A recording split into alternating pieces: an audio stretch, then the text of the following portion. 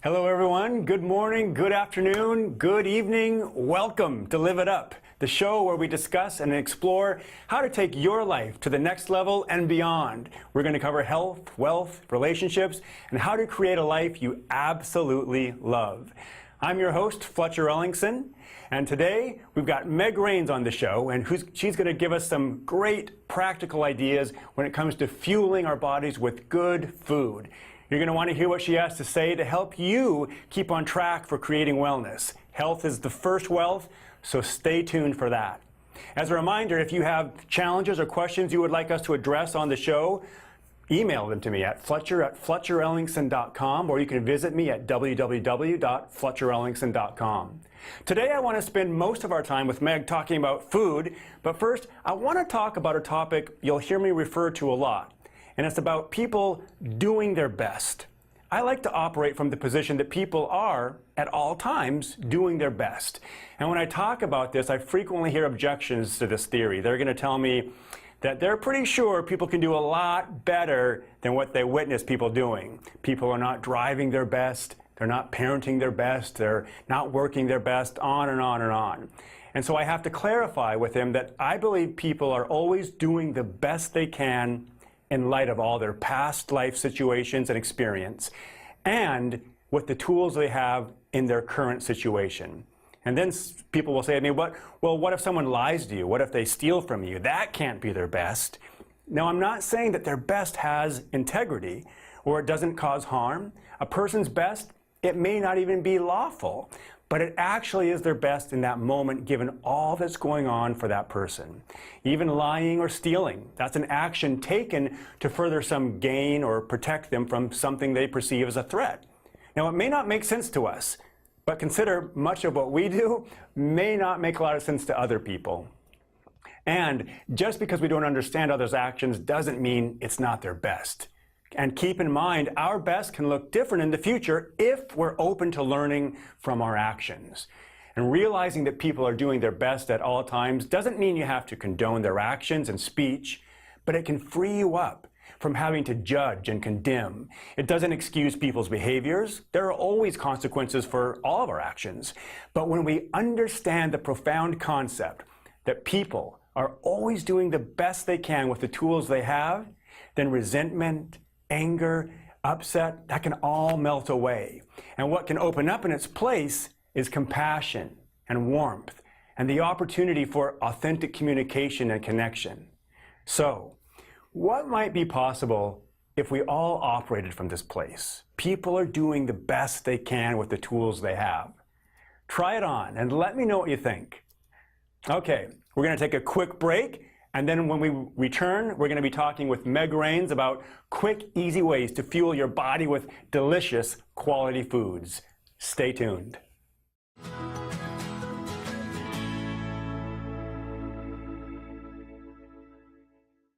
Is your vehicle in need of a quick oil change or tune-up before hitting the road this summer? Stop by Quick Lube and Tune, the home of the good guys at 610 South Wenatchee Avenue.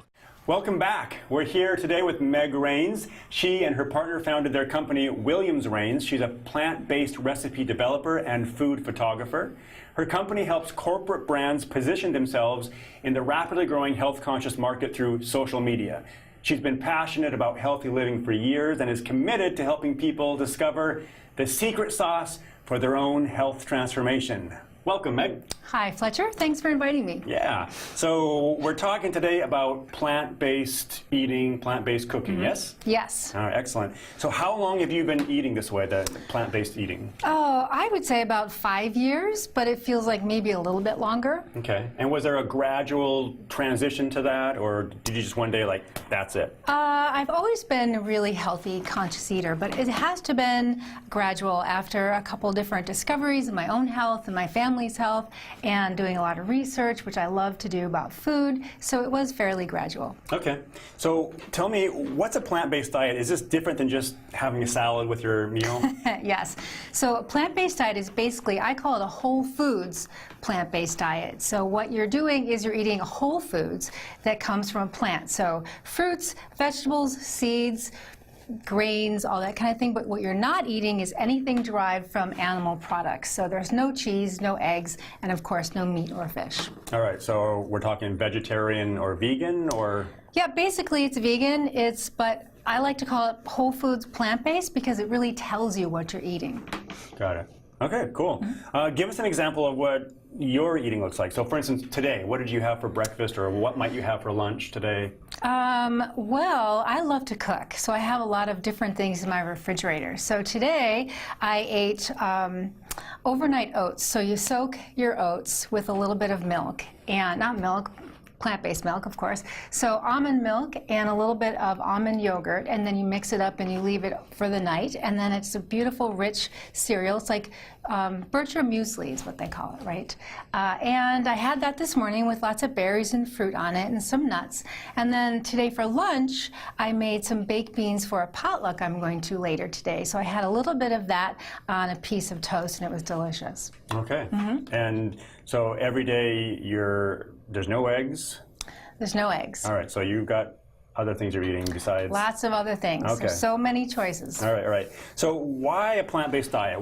Why is it important to you, and why should it be important to us? Well, one of my favorite sayings is, genetics loads the gun, your lifestyle pulls the trigger. This is really important because my family history, my mother passed away with high blood pressure and high cholesterol, and she had dementia. My father has passed away with kidney disease and heart disease in his family. So my gun's pretty loaded, you have to say. So I didn't want to play Russian roulette with my life, basically. And my mom's last 10 years of her life was a very slow decline. So I wanted to have a full life and be active in my older years. So I've decided that I'm going to take on my lifestyle, and part of that was definitely eating. And when I did a lot of the research, the plants, a heavy diet with plants really makes a difference in your lifestyle and your health and your cholesterol and your high blood pressure. So that's what made me make the change. Okay, so you said it's made a difference for you. In the past, have you had health issues, and how did switching to a plant-based diet make a difference for you? I did. Somewhere around my mid-40s, a couple years ago, I had this tremendous fatigue, and I had all kinds of things happening. I had mineral deficiencies, I had my thyroid malfunctioning, and all different kinds of things. And I decided to go to the doctor. I went all kinds of doctors, I had all kinds of drugs. And finally I went to one doctor who said, Meg, you really should look at your diet. And so what I did is I did a little bit of research and I quit gluten. And it turns out that I've had a gluten intolerance. So I had this terrible foggy thinking, everything was swirling for me, and suddenly I quit gluten and soy, and within 2 weeks I felt amazing, and I kept on going, and I really adopted different things into my diet and deleted a few things, and honestly it's been 100 miles an hour plant-based from that point on, but it did make a huge difference. Has it been challenging? Oh, yes. You know that I love to cook, but it is a whole different mindset. It's a paradigm shift on how you approach meals. We always, when I was growing up, we thought there was meat, what do you put next to it, and then there's a little bit of vegetables. So if you switch to basically eating just food and finding a way to put different things together without having to focus on what's the main event, then it does make a difference. Okay. So do you think that this way of eating is for everyone or just specific people? Absolutely. It's for everyone. Now, there's all kinds of diets there. The internet is loaded with information, but every single diet, no matter what you're following, whether it's paleo or vegan or, gosh, name another one, they all come to the conclusion that vegetables and fruit are really healthy for you. So if you can just get off the roller coaster of dieting, inside of plant-based you can be more protein, you can be less carbs, you can be everything you need to be according to your body. Now I believe everybody is completely different, so everybody needs to figure out what works best for them, but you can do that inside of a plant-based diet. Okay, I got a question for you, because a lot of people, when they hear conversations like this, they think, oh, no way, I've tried that, it's so boring, it's so bland. So let's talk about taste. Tell me about it. Is it Okay. boring? Is it bland? Let's talk about Yeah. taste. So, what do you put on meat to make it taste good? Oh, yeah. Right? Sauces and Sauces and vegetables and herbs and Yeah. spices. So it's the same thing. What I did is last week I took all kinds of different sauces. I made a chimichurri, which is a beautiful sauce with all kinds of herbs. You put that on roasted vegetables. It's the same thing. People very rarely eat just a chunk of meat with nothing on it, even salt and pepper. So you can put all kinds of amazing tastes together. In fact, some vegetables even have a wonderful taste by themselves. So you do really have to do minimal preparation. Okay. What about pizza? Pizza, we have pizza every single week. I love pizza. Of course, I have a gluten-free crust, but my husband could eat it every single day. So what I love to do is make my homemade sauce or pesto, and you spread it on, you put all kinds of vegetables on there, and then when it comes out, it's just beautiful and golden, and we put an arugula salad on top of it. It's just wonderful. Nice. You know what? We're going to take a short break, and when we get back, because a lot of this sounds like there's going to be a ton of preparation involved. So when we get back, she's going to share her secret about how to minimize preparation and make it work for you pretty easily, right? Yeah. All right, stay tuned.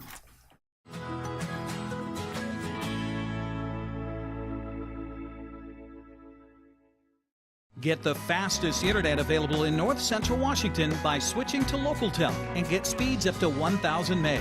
Call 888-8888 today or go online to localtel.net.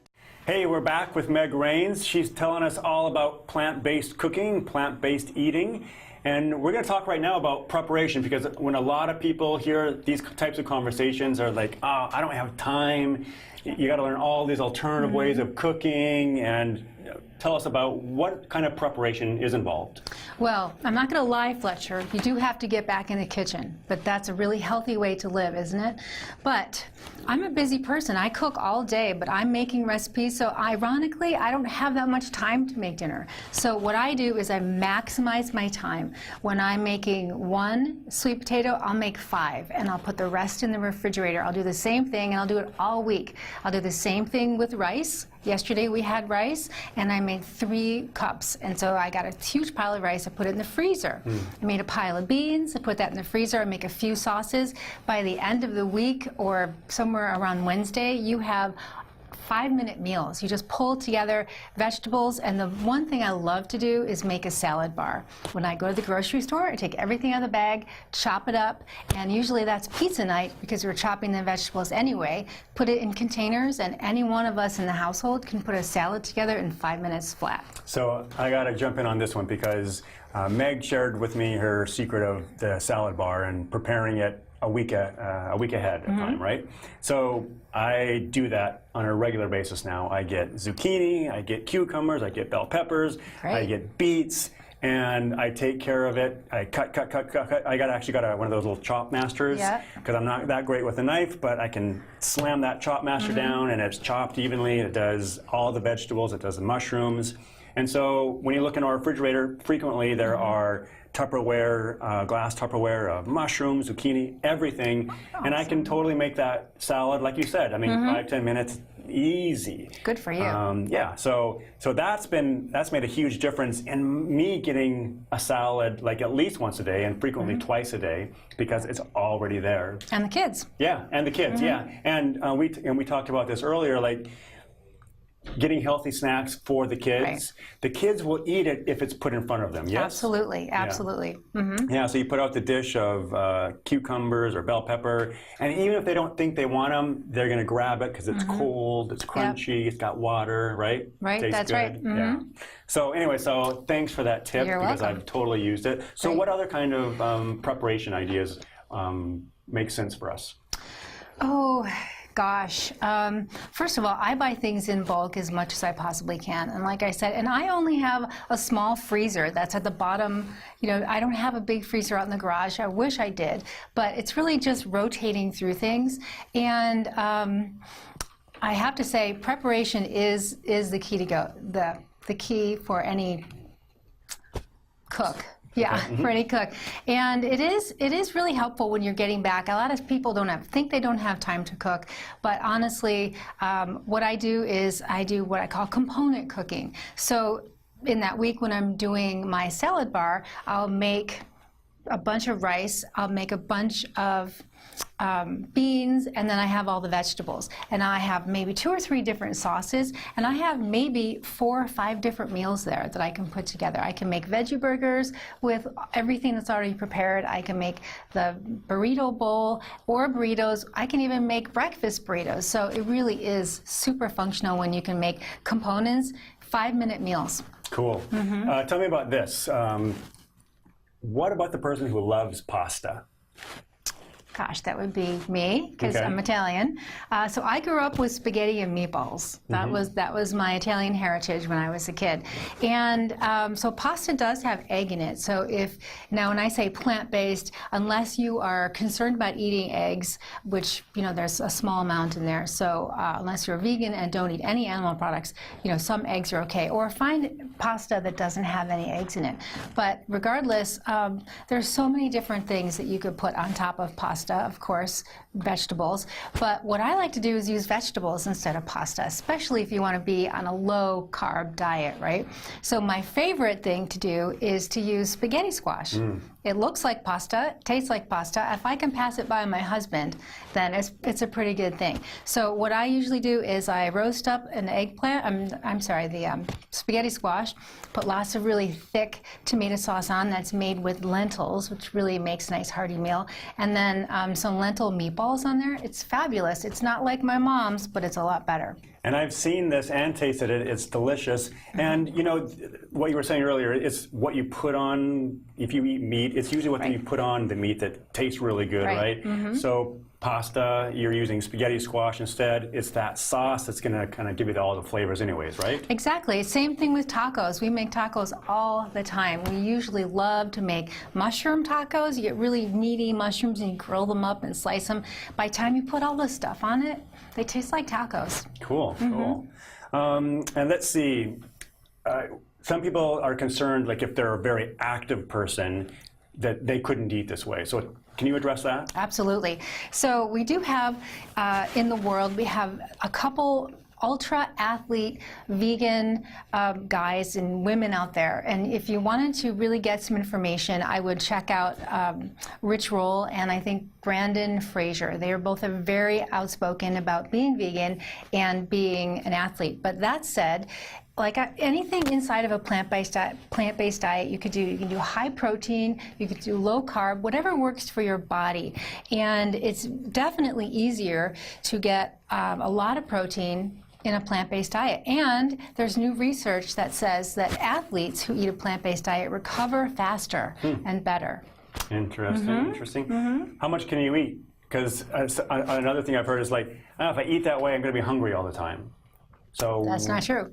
Well, I eat a lot, but the good thing is you don't have to really watch what you're eating. I mean, I like to say I watch food go in my mouth is basically all I do when I watch my diet. But because what you're eating is so low calorie, but what you need to do is add some fat in there and some protein, and you just feel full like anything else. So you want to eat natural fats like nuts and avocado and things like that that'll help you stay full. And you really, like anything, you want to still focus on balance. You don't want to eat just a pile of vegetables like a salad. I mean, nobody wants to do that. Yeah. And so if you just add really great things to it and you can stay full. But again, you don't have to measure out that one piece of meat. You can eat a big pile of vegetables with some fat on it and feel full and get all the phytonutrients that you need for your body. Cool. I love it. Hey, we're going to take a short break. We're going to be back with a few more questions for Meg. And so stay tuned. We'll see you in a minute.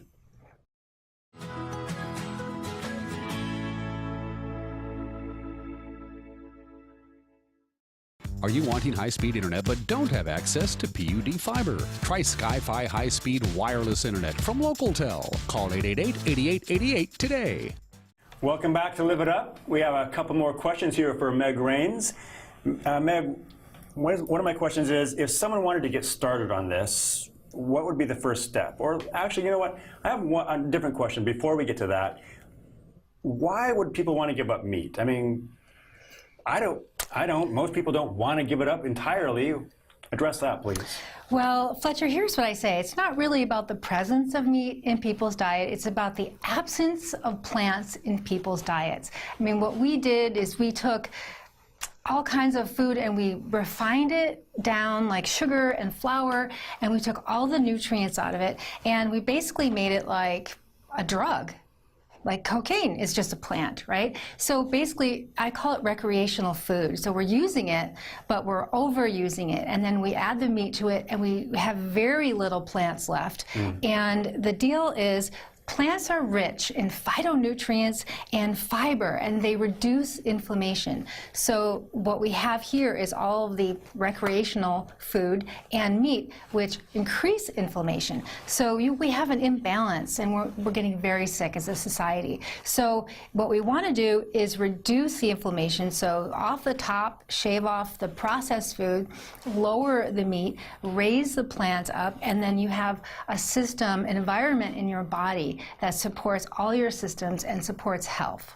All right, so it's all about for health for you. It's all for health, and right? I love what you said. It's not about the presence of meat. It's about the absence of vegetables. Vegetables and plants and fruits and all the things that are actually natural and things that we're meant to eat, just like people say we're meant to eat meat, but we're supposed to have a balance. We're supposed to have a balance with the inflammation. If you really raise up, it's all relational. If you really raise up the plant food, you're going to give yourself a much better chance of being healthier. Got it. So just make sure the amount of vegetables on your plate are, Right.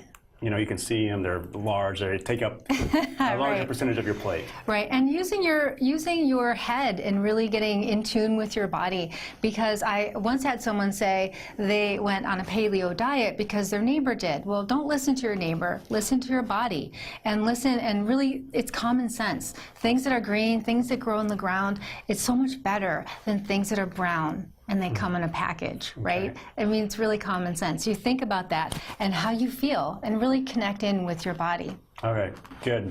We just have a few seconds left. Is there anything else you want to add that I've missed? Or how can a person get started? Yeah, I think the easiest way to get started is start with the salad bar. Cut your vegetables up, make them accessible, and go through, eliminate the junk food, and start eating maybe a salad or some fruit or some nuts. Incorporate a few things into your diet and then go from there. And do a little research, check in with yourself, see how it feels, and go on from there. I love it.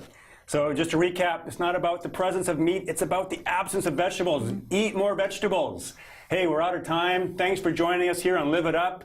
We'll be back next time, so make sure to tune in. Take care.